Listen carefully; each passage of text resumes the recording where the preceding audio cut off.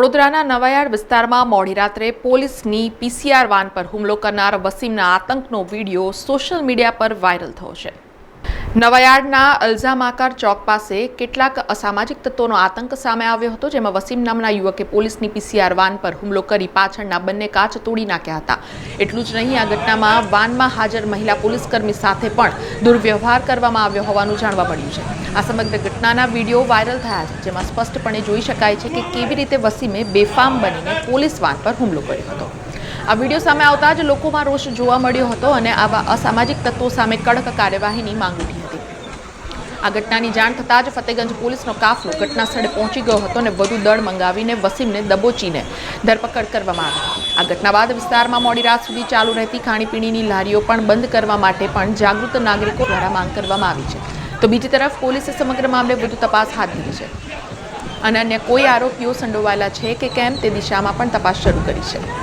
કાયદાનું પાલન કરાવતી પોલીસ પર જ હુમલો થવાની આ ઘટનાએ ફરી એકવાર શહેરમાં કાયદો અને વ્યવસ્થાની સ્થિતિ અંગે સવાલો ઊભા કર્યા છે। જુઓ 4 મિનિટ 44 સેકન્ડનો આ વિડીયો, જેમાં વસીમે નવાયાર્ડ વિસ્તાર પોતાના બાનમાં લીધું।